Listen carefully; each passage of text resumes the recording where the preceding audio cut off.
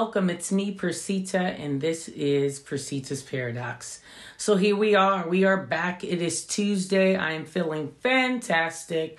Thanksgiving was absolutely marvelous. I don't know about you, but my food was great. The people enjoyed it. I even created a signature drink. And if you know me, I didn't start actually consuming alcohol until I was 38 years old. I know.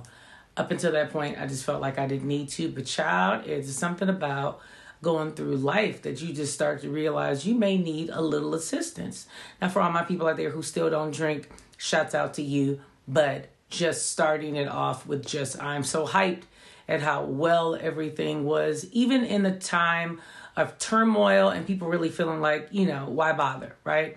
We're completely under this COVID pandemic. Everything that could possibly be social has been taken away from us. And let's just face it, we are relational people. So we are always in need of having some type of human contact. But for the few people who did come out and the family members who, of course, did come out, it was fantastic. And I don't mean that by sense of party and they had a choice. I mean it by just the people that were able to come due to the circumstances. So I just had to get that out the way because let's just say I am excited about it. Now, going into our Tuesday, our first topic, right? Coming back, I really thought it should be something lively, something that is going to get you through the week, to think positive about yourself and your circumstances. And I just figured, why not talk about what lessons we've learned in life thus far, right? Coming through it, end of the year, end of the fiscal, end of whatever. We're going back into some sense of a lockdown because of the increasing in cases. We still have our conspiracy theorists. We still have our people all over the place with what they believe we should and shouldn't do and how we should and shouldn't wear the mask. And at this point, I just want to say that the thing that I have learned most is it really is not something I need to worry myself with. I can have as much opinion as I want about it, but what is a mandate, right? We can completely go against the grain or we can just comply. At this point, I'm simply going to comply. Just makes no sense for me to try to go up and around and do something different, but I'm interested to know. Tell me in the comments if you dare. What did you learn? Are you a mask wearer? Are you not a mask wearer? Do you feel as if we are in a continuum of nothingness and we're going to absolutely be stuck in this whorehell of mask wearing forever? Or do you feel like it's just something that we're going through? Or do you feel like, you now realize that you miss literally, I should say, just taking in just standard air without a mask on? I mean, I actually just miss that. Just that aspect of just raw dogging, the lack of better words, air. No mask, no issue. I mean, how crazy is it that we take something that simple for granted? And now at this stage, we're not out. We're not able to just breathe air in our own aspects of just normalness of air, but we're in a position of wearing a mask. So that's the first thing that I've learned. Outside of that, I would say it's just a lot about love and just being rich in my authenticness and really wanting to only speak out authenticness and honesty and not bothering with all of the extra minutia. I mean, life is really not that complicated. I know that sounds terrible to say for everyone who's going through the financial worries and our relational worries. And please don't think that I'm saying that that's not complicated. Circumstances within life can be complicated, but life itself is not complicated. It's a matter of doing what you can and not really stressing about the things that you can't. It's a matter of understanding you cannot change people, and people do not think the way you think, regardless of how much you think they should or how clear you think you've been. There is just this disconnect of treating people as you want to be treated, which is actually not the most smart nor logical thing to do, because that still may not be their love language. That still may not be the way that they actually communicate. So to me, the lesson is really learning to be authentic within myself and then really watching what a person wants from me and deciding if I'm giving as much of whatever it is that they're asking authentically, or am I resentfully upset that they're not willing to do it my way, right? I mean, we go through life and we say a lot of the, oh my God, this is just me, and I know that they're crazy, but it's just me and ain't nobody gonna change me. Well, you're crazy if you're still continuing to say that, because what you're saying is that even though all of those characteristics, whatever they may be you have to have a discernment and some sense of knowledge and wisdom to know who to give yourself to. I'm not telling you to change. I'm telling you to be more aware and adaptive to changing who you're willing to give that energy, that love, that loyalty, that respect, whatever it is to. Because not everyone is willing to be receptive and be recepted. And not everyone is willing to be in a position of really dealing with the change. Because that is what has been so difficult for everyone in this entire pandemic is change. Change is difficult. We want to believe that it is not difficult, but it is difficult. It is even difficult when you want something. You still don't want to change. You want to be blessed within whatever you have without having to change. What do I mean by that? We want to buy a new home, buy a new car, jewelry, shoes, whatever, without really being broke. And you might say, well, no, girl, because I can afford what I buy. That's not what I'm referring to. If you can afford it, then that's not your change. The change would be to step outside of the realm and do something that you want to do that you cannot afford and being willing to sacrifice in order to get it. Instead of saying, okay, I'm only going to buy this because this is what I can afford. It's that extra. And I'm not telling you to obviously go broke and trying to do anything. But what I'm saying is that when you change, when you shift, there is a sacrifice. There's a payment that must happen. And when you do that, you know that you're willing to sustain it. If there is no accountability, if there is no price tag, if there is none of those things, you typically aren't willing to even work for it. So when we're talking about what have you learned, what you should have learned is following directions are key, even if you don't agree. Because none of us are typically doctors. None of the people who have the kind of opinions that normal societal people have are doctors or medical professionals, are people who have actually taken the time, did the sacrifice of their life and time and family to become medically inclined. But yet we all have some sense of conspiracy on what we believe we know, even though we're not qualified, because of the change that is transpiring. And we're trying to figure out a way to make that make sense to us. Because let's be honest, because things are changing the way they are, trying to grapple some sense of understanding, some sense of strength or ability to actually control what's going on is out the window. So we're all struggling. We're absolutely all struggling with the aspect of trying to change. That's what I've learned. You just have to simply comply and shift as needed, and not really find myself trying to become a medical professional in the last couple of months, because that's just not my profession. So if someone in the medical field is telling me that this is what I need to do, for the most part, I'm typically not going to get into anything more than that. And we can go deeper into vaccines and things like that. I wouldn't publicly tell my opinion on that because, one, it's just really none of your business. But outside of that, it's a position of me saying some opinions and some things should be left within yourself. They're not necessarily something that I feel like you need to express. And that's the other thing I've learned. What happened to that? What happened to this sense of privacy or this sense of safety and responsibility in not really being quite so verbal in everything and every opinion and every aspect of what you desire to do? Whatever your information is, it is. But I've noticed that most people cannot handle that. And that's where I think it gets a little strange when we talk about change and we allow people in during our transitional period in our change to give their opinions. It gets a little tricky. And at this age, I'm just not willing to really share every aspect of what I decide and what I think, because social media learns a way every time to literally flip it for whatever it is. The pros, the cons, the people that are absolutely not understanding, the people that want to put you on blast. It's just really none of your business and my business remains my business. And you just have to be very careful to me what you're sharing. But, I'm old school, and I'm learning that some of this old school stuff actually makes sense. Everything does not have to be in everyone's face.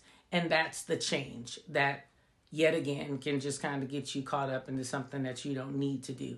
The third thing that I will tell you that I've learned is you really have to love on people when you have the opportunity. You really have to let things go pretty quickly instead of really letting them fester and stay in your spirit. You really have to understand what a person is in your life and what they are not. And you have to be willing to accept it. Willingly or unwillingly, it will remain what it is. And that acceptance, the faster you accept it, the better off you actually are. A person is a person, and we have to really respect them and their wishes in regards to whatever it is that we're talking about, from the way they communicate to the way they express their love. It's up to you to decide on what you're looking for, and if whatever they're giving you're willing to accept, instead of so much so the change of trying to make them something that they're not.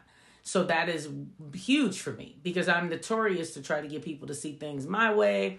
And I'm always one to say, I know, and I've been there, and you should just really listen to me. And now I'm in a space where this year has taught me I can only give you the information. What you choose to do with the information is between you and your God. And as long as I have done what I need to do, that's it. That's all I have to do. That's all I need to do. And that's my focus. There is no resentment. There is no, I'm upset because you're not listening to me. I have really learned to let things completely go and sleep and enjoy my peace. And I'm amazed at how long it's taken me to get to this point. As much as I've tried to tell people to do it, still not recognizing the hiccups that I had in my own life that I just had not really let go of. It's really about having the moment be your moment, and understanding that trueness of, so many of us say, oh my gosh, self-care, self-care, self-care. And you can't spend 5 minutes alone with yourself, like at all. You're dying in the house. You're completely all frustrated about everything and everyone because you're not out and about, and you just need some air. And I get all of that. I promise you I do. But there's also this little piece that just makes me wonder, what don't you like about yourself that you just don't understand that peace within you, hanging with you, is okay? There's a balance that needs to happen.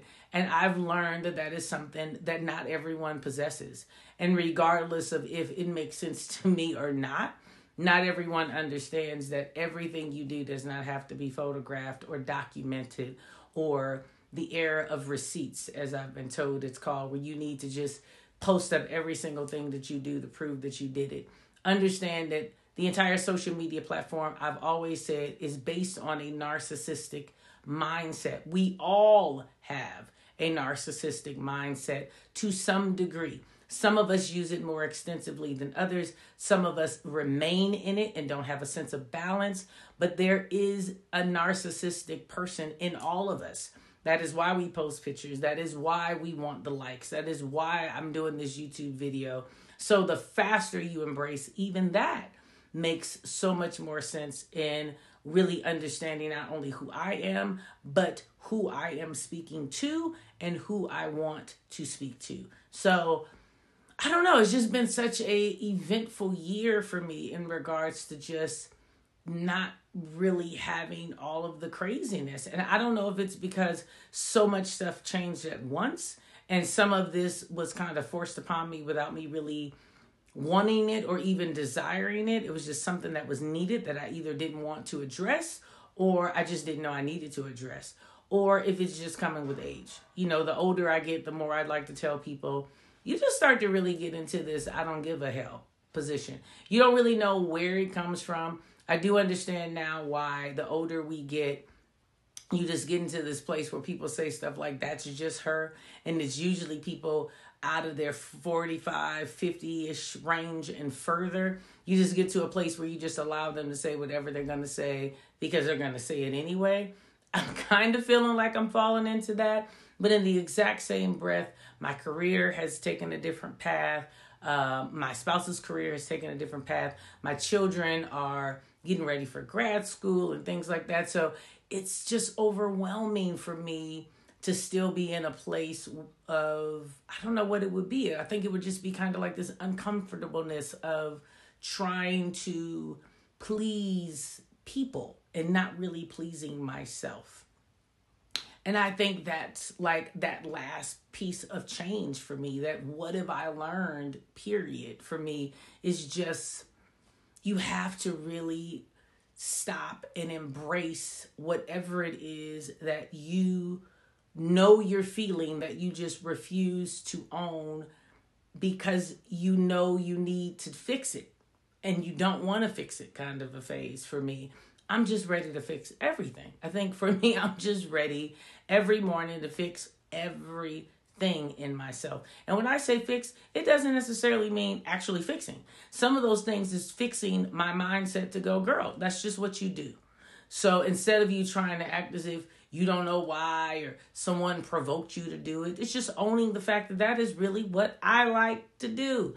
And that is not something that I'm willing to change. So the fix is so many aspects that I've learned to even embrace that word and not really look for this solution that makes other people want to like me more. I'm more into liking myself more. And I tell you all of this because I want you to embrace a little bit of it in your own life. I don't know what part of what I'm saying or in my ramble can you gather is really for you, but I really want you to take the time to just embrace yourself. If nothing else, you have learned that all you have is you, right? Something was in my notes. All you have is you. So when you say self-care, when you say self-love, it's really you loving on you in whatever aspect it is. Sometimes you want to tell yourself you want to do things and I want to get out and I want to do all this stuff. And you're only saying it. You're saying it because you think that that is what society requires you to say instead of saying what it really is, which is I don't really want to do anything right now. I want to just go home, kick my feet up, let the chips fall where they may. I don't really know how the bills are going to get paid and nothing's going to get done. I just want to relax. That's the change. That's the authenticity that I've been stressing. That's the live life authentically. It's really being in a place where you just stop all of the extra minutia to yourself, of beating up on yourself, of trying to create expectations for yourself that you really deep down inside know are not there. And the same way goes if you really want to get up and do something, get off your butt, go do it. Instead of talking about doing it and thinking about it and I'm thinking about it and I'm thinking about it, it's like, go do it. Do it. Don't think about it. Less thinking, more doing. The average person does not have a way of sabotaging themselves when they do things. You sabotage yourselves when you become an overthinker. And we talk about that all the time. But do you notice that there's never an overdoer? You've never heard someone say, well, you're an overdoer. You overdo everything. Absolutely not. Because the average person is only a yapper. Lots of this. No action. I challenge you. My big ramble ending is I challenge you to actually flip the script and stop thinking about it and just do it. You learned that this year. You learn that life is not promised. You learn that things that were just completely taken for granted have been taken from you in the most strenuous, strategic way possible. And it continues to happen. So to continue to wallow in what you lost is insane. You must move forward. You must tell yourself that it is time for me to do me and for me to do me in a way that I'm actually doing it and not thinking about it. Okay? So, as always, my ramble was intense. I know you're like, oh my God, she came back. She got so much to say. I'm sorry. Hope that you got it all. If not, go watch the video again. But otherwise, live life authentic. I will see you Thursday with the thought of the day. And I cannot wait to just keep this going. So, always remember 3 things. Live life authentic. Live life authentic. Thank you again so much and have a blessed day. Bye-bye.